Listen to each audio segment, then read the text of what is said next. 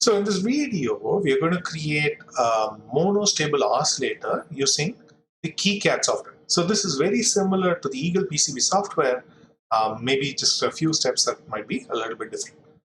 So the first step is we're going to go File and create a new project.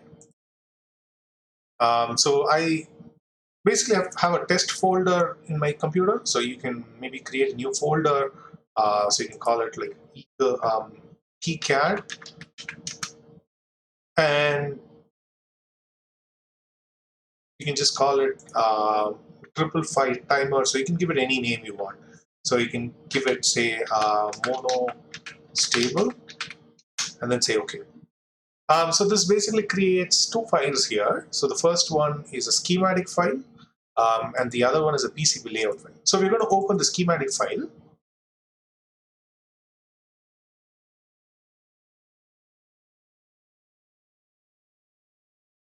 So we will make this half screen so we can see both of it, so that the actual PCB or the circuit is there on the left, and then I can have it here.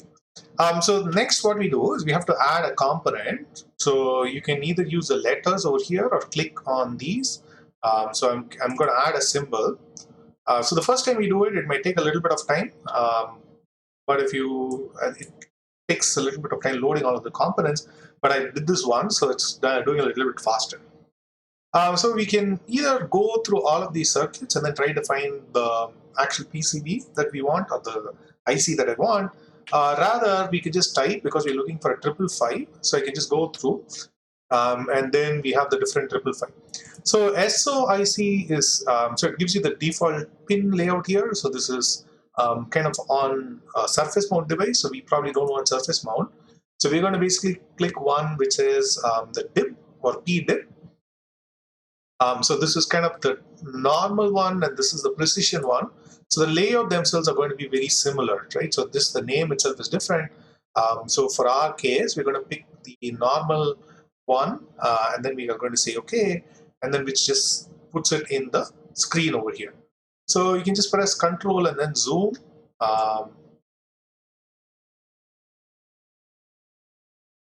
Actually zoom without control, and control just pans it, and then so we get this is the thing. So what you can do is you need to give like some name for this chip.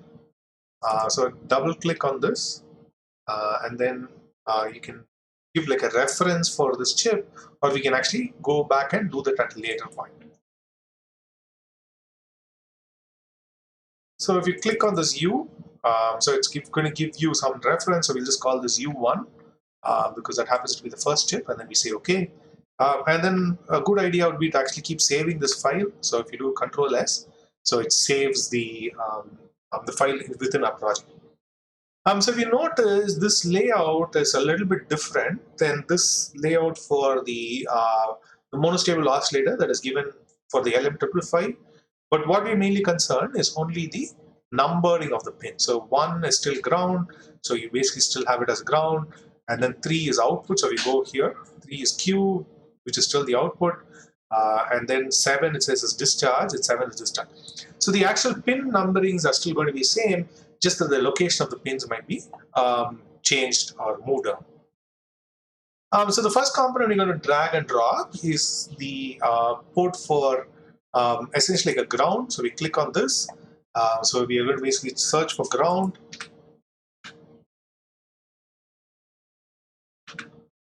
So this is the ground we're going to select. So there are a couple of, so this is symbol for earth or ground. So both of those are going to be similar. So we're going to basically maybe just pick, and then there are different types of grounds that you use based on the card, like the standard that you're using. So we'll basically pick this, which looks closer to the ground that we have here, and then say OK, and then we can drop here, and then maybe just move it out of the way. Right, so this is basically ground. So then we basically have taken care of pin number 1. So let's go to pin number 2. So trigger isn't connected to anything, so leave it as is. So 3 is basically connected to VCC, and then there is a resistance here, and then a resistance over here, and like this is basically the load So we have to maybe just we can figure that out. So here, this is basically saying these are two optional ways of connecting it. So we're basically going to connect a resistance and then connect it to ground. So we're going to connect it to 3. 3 is over here. So we are going to add symbol again. Then look for resistor. These are potentiometers. So this is kind of the different types of resistor that's available.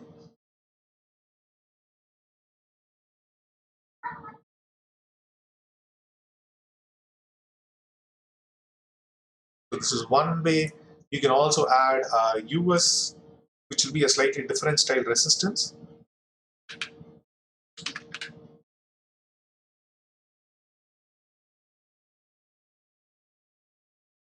Right. So these are two different styles in which you can basically put the kind of denote the same resistance. So we'll basically use this style of resistance, which is the US style. So I can click on this and hit delete. So this is going to be the load. So we'll change this. So double click and then change it from R to RL.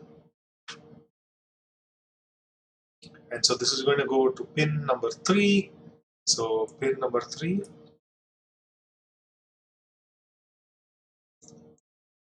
Right, connect it here and then pull it out. You can also add traces or add a wire from this. Um, Either one would work.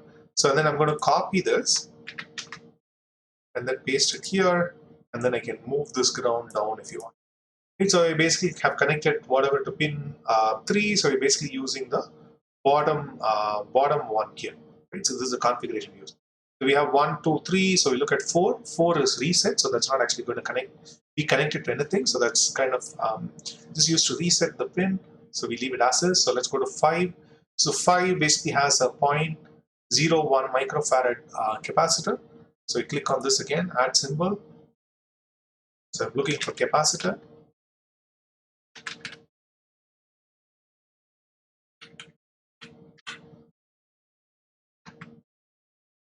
Right, so this is the unpolarized capacitor, and then we're looking at polarized, and then we can use the US symbol for polarized capacitor. So this is the other symbol that is used. So we're going to use this symbol over here, and then we're going to use and then say OK. Then that's going to drop in the polarized capacitor over here. So we're going to connect this to 5.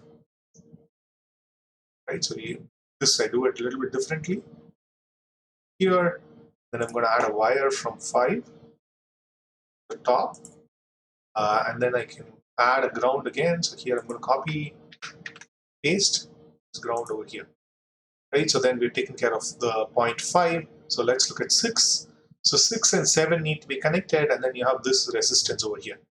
Right, so this is actually requiring us to create this VCC. So we need to look up VCC, which is going to be in the symbol over here. So we can click on add power port.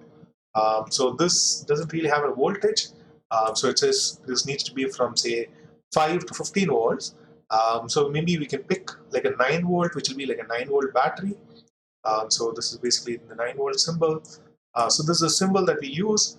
So you can also use a different symbol just from here. So we can just call it VCC from here. This is the normal symbol, and then you can also use a like a different symbol for that's available in the software. We say OK, and then that drops the VCC symbol. So we can leave it anywhere we want. So we can leave it for here, over here for now. We need it between 6 and 7, right? So 6 and 7 on this side. So we maybe put it over here.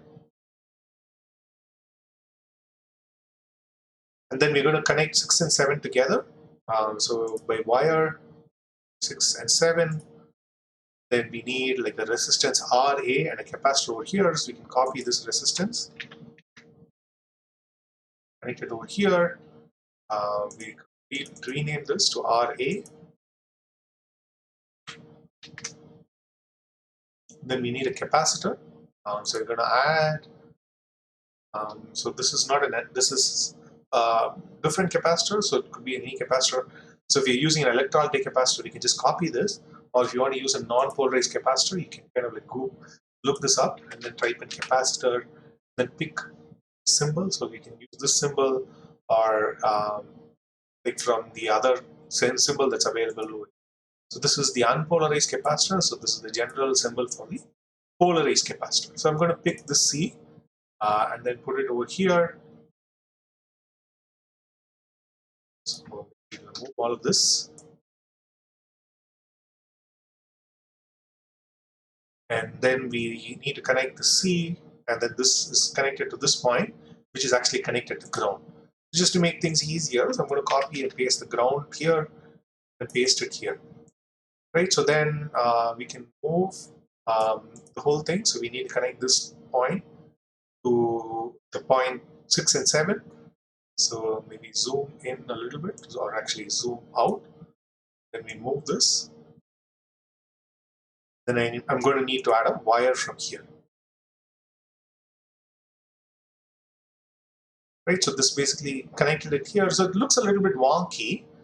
So what we can do is maybe move this around. So just if you wanted to make this a little bit nicer, so you're always welcome to move this out of the way here. And then we can take all of this and move it over here.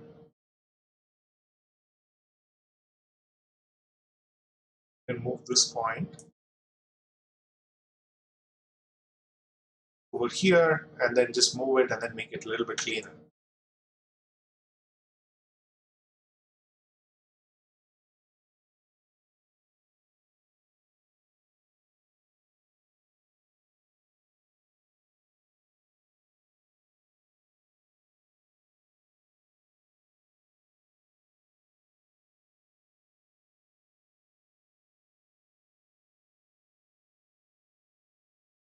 Maybe just delete the wire. Right, and then so this just cleans up, and then we save the circuit. So we basically taken care of this, and then the pin that you're missing is this VCC, which we can basically copy this symbol over here. Hit escape, copy this, and anytime we have the VCC, all of those VCs are going to be connected together. So this basically completes the basic layout. And then now if you wanted to add something else, for instance, if instead of a resistor here, you wanted to actually make like a wire conduit, so you need to figure out and then add a label. So you can basically use either for label, which will add like global labels to the symbol, or you can label different points, or the other thing you can do is add a wire termination, or basically this is no contact thing, so we can basically add this to here. So we can imagine this VCC and the ground are actually coming from an external wire connection. So in this case, what you need to do is basically connect this VCC to like a wire. So the way we can do that is firstly copy this VCC to another point. Just put it a little bit outside here, and then copy the ground here. This is just going to be our reference. And then here, what I'm going to do is basically scroll and then look for connectors over here. So we're going to go to generic connectors. So this is basically like either like a 1-row or a 2-row connector. And then, so we have different options that are there for different connectors, right? So the easiest thing is going to be like, we're going to assume there are, so we're going to use two 1-point connectors. By default, there is no footprint associated with it. So what I'm going to do is scroll, and then I'm going to assume it's just a solder pad, and then this gives you the different size for the solder pad. So for this exercise, you can pick any connector here. So this is basically just, so this is just giving like a solder pad. If you want, you can zoom and then see what the reference is. For our case, we're just picking the first one at random, but if you have a particular application, so you might need what needs to go. So we connect this, and then basically maybe copy and paste this for the ground,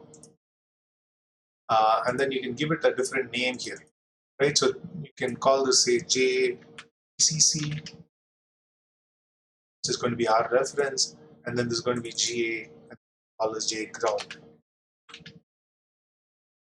and then we save this again, right? So this basically complete circuit. So this is missing, so we can label anything that has a question mark. We can just label this with different numbers and then say okay, and then this is C1, call this C2, and we basically numbered. So if you find these labels to be a little bit annoying, so what you can actually do is double click on these, and then if you check the visible symbol, that just removes the default naming that's associated with it, or the name here. So once again, so I click on this and then say okay, then this disappears, and then it only shows the number that you assign for that particular device. So next, what we're going to do is add or open the schema, or rather we have created schematic. So now we're going to actually open the layout, which is going to be this one here. So double click, and then it opens the layout of the PCB editor, which you can create based on the drawing that you have. Right, so once you have that, so we can basically again put this half screen if you want, and then put the other one on the other half. And so what you can do is kind of like if you want zoom in, zoom out with the scroll mouse, but then you'll notice that there isn't really anything in the schematic. Right, so the reason is we haven't actually copied anything from here onto the schematic file. So the way to do this automatically is to go to Tools and then say Update PCB. So right, so if you click on this, it'll switch to the other board. But right now I'm going to say Update PCB. So it says Update PCB requires a fully annotated drawing. So we can say annotate, and then it's going to tell you which ones are having a problem. So it's a C1, C2, don't have any like a footprint associated with it. So let's deal with all of the errors. So you can maybe just uncheck all. And then it says C1 and C2 don't have a footprint. So we have to go back here, close this. So let's look at C1 and C2. So double click on C1. And then we need to do assign like a pad layout to it. So what we'll do is click on this and right click on this and then say edit footprint, or we can hit the letter F, which will open up this dialog box over here. So here we're going to click on this, which kind of opens up the menu. So click on this, and then you have this open. So I was looking at this earlier, so it's giving me this option. So normally it'll maybe start with this letter A, which is the very first one. So then what you might have to do is either type in filter, because it's going to be a capacitor. You start typing in cap for capacitor, or you can type the whole thing. So SMD is surface mounted device. So we basically want THT, which is through hole component. So here this is the axially laid out component.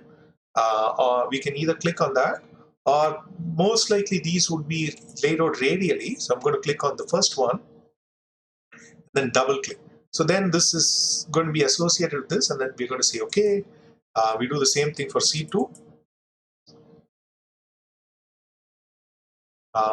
Click either letter F or right click. Then if you open this, so because we already clicked on the through hole, so it's going to select that by default, and then I'm going to double click and say okay. So this is associated with it. So we'll save our file. I know there was another couple of things that I had an issue, but let's come back and say update PCB from schematic and then see what errors. This is RA1 and RL1 have nothing associated with it. So what's RA1? RA1 is here, and then RL1, this has nothing associated. So we'll double click on this. Oops, sorry. Click on this, click F, and click here again. So because we just clicked on the capacitor, so this is open. So I'm going to click on resistor. Again, I'm going to click on through hole. So it gives different options over here. So these look more complicated than they need to.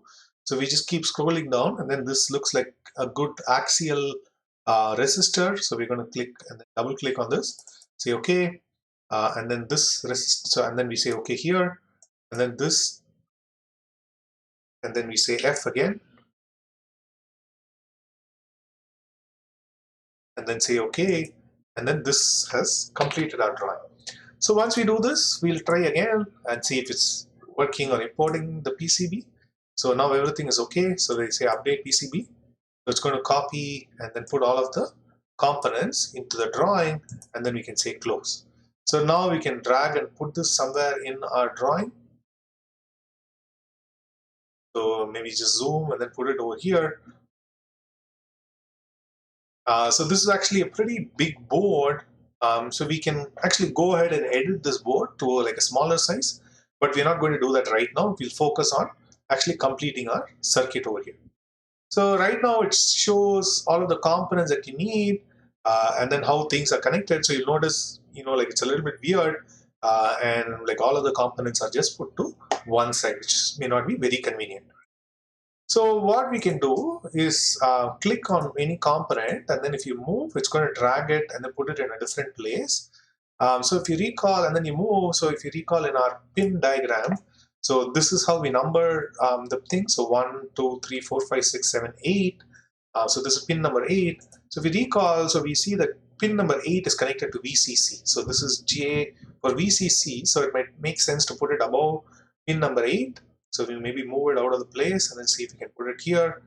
So this is actually snapping to the grid. So then I can move this and maybe snap it to the grid as well.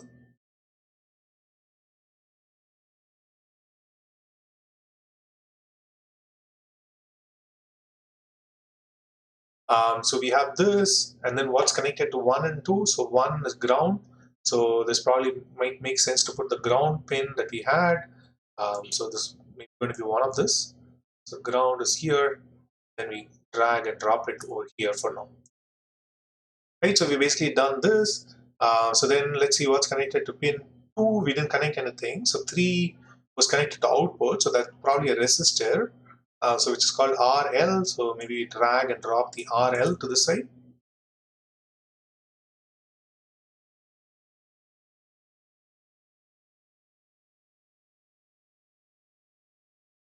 So this is not great. So we might actually need to rotate the component. So if you right click here, it gives you the option of rotating either clockwise or counterclockwise. On the shortcut for it is R or Shift R. So this one, so we probably want the stop to be here. So we are going to basically want it to rotate counterclockwise, right? So that doesn't really matter. But so if you make it counterclockwise, then the connection becomes a little bit nicer.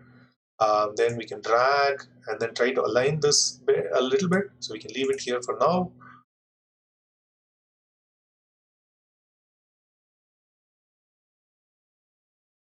So we have this.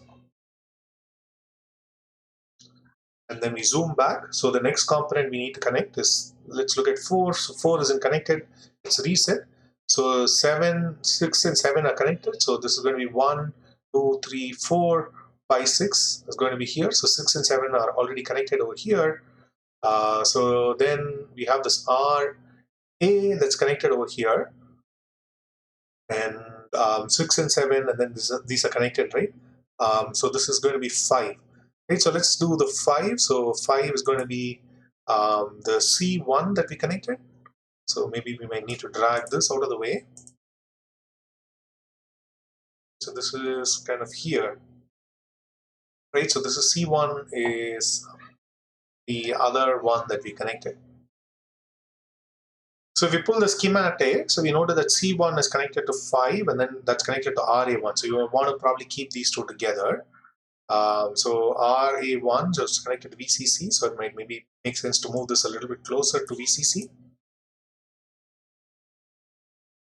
Right, and then rotate this maybe clockwise by hitting R. If it doesn't work, we can rotate it always a couple of times. So now we get this, so zoom to make sure there's no short here. And then we basically want to maybe move C2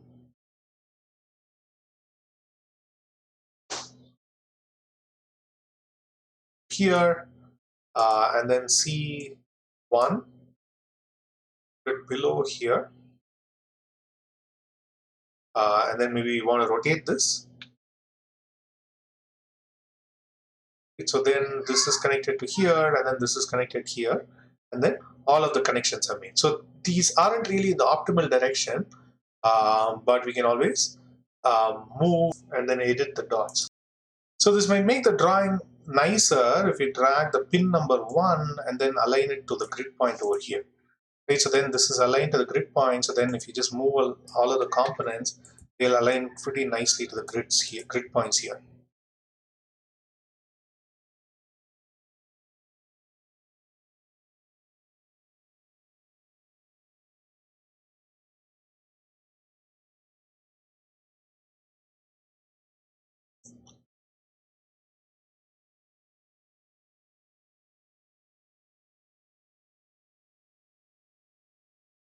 Right, so it looks good for now.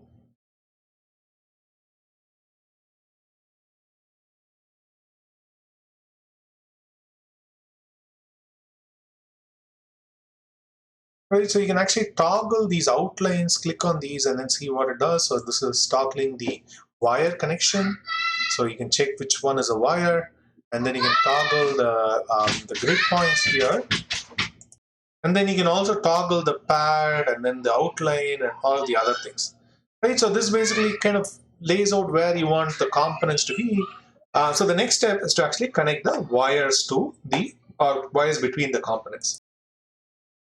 So at this point, you can actually see how the layout is going to look. So if you go to View and then 3D View or Alt 3, so it'll show you kind of like a 3D rendering of how your board is supposed to look. So it says some outline is malfunction, so we can ignore that for now. But this gives you kind of like a 3D view, so you can like look at different aspects. Right? So it's just a nice rendering. But we haven't actually completed the board yet because the main task is actually to connect all of these wires, or we have to actually route these wires. So if it's a very complicated system, so you might want to actually use some sort of an auto router. So there isn't really like an inbuilt auto router. So you have to basically go to like a software here, which is freerouting.com. And then here we can basically download the corresponding one from KiCad, install it, and then go and then actually use this software to route. Right, so this is kind of what you might do if it's a more complicated system, but our layout is not that complicated. So we are just going to do our routing manually. So the way we do that is on here, so we're going to click the route. So you basically, it kind of like selects the different layers. So this is a simple enough circuit that we can actually do all of it in just like one layer. But if you wanted to select different layers, you can actually click on the corresponding layer. Right, so right now it says F copper. So this is basically the front copper layer, which is the topmost layer. So you can actually do the B copper, which is the bottom copper layer. So this is the default. So let's do one wire from here. So if I want to connect here to this, so it's highlighting the two pins, saying that your schematic says connect those two together. We can actually do wire routing on the bottom as well. So I clicked on the bottom, and then I click, and then it says, hey, it doesn't says it looks bad if you want to do it at an angle. So it automatically chooses the angle and then does this. So because it's a bottom layer, so the color is in blue. So in this case, I actually realized, you know what, I didn't actually want it to be the bottom layer. Actually, let's see. And then I can actually switch the layer. So the way I will do that is right click on this, actually double click on that, and then go from the front to the bottom layer. Because it's right now just a wire, so it says part of it is in the front layer, part of it is in the bottom layer, which doesn't actually make physical sense. So you would want to ideally double click on the second layer as well, and then change it to the same layer, right? So you basically want to go to this and then click on this. So then we save our file. So we have connected this. So let's keep going. So from here to here, so you can maybe adjust this. Then so we kind of want to click on this routing tool again. It's deactivated. We connect these two. So then we have to connect these. So it says because it's at an angle, it says it's wanting to do this. So if you want to make it nicer, so we can move this, kind of align it here. Then go back to our routing tool, click on here and here. So that creates the wire from here to here, from here to here. So there's a little bit of a small angle, that's okay. So then we connect from here to here. And from here, we need to go all the way here, right? So then we can click on this. So it says, hey, so you want to basically take it out. So it's giving you different ways. So you can connect it from here to here now, or you can kind of like go all the way here. So let me connect these two first. So I'm going to select this, then just align it maybe.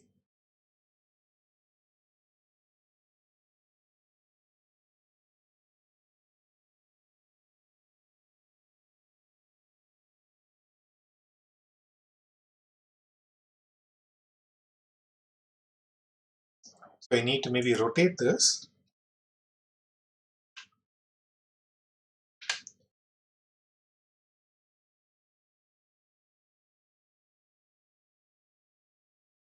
And actually the ground is connected here, right? So that's why it's causing a little bit of a kind of like a weird connection. So maybe I have to have the ground. So maybe rotate it a little bit further and then align these two together.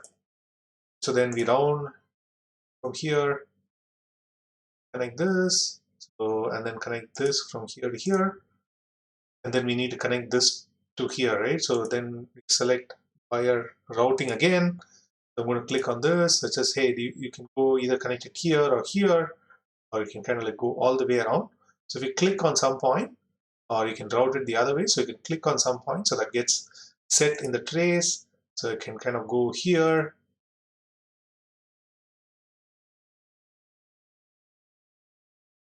Then click on this. So this basically completes a circuit, and then we say yes, save it.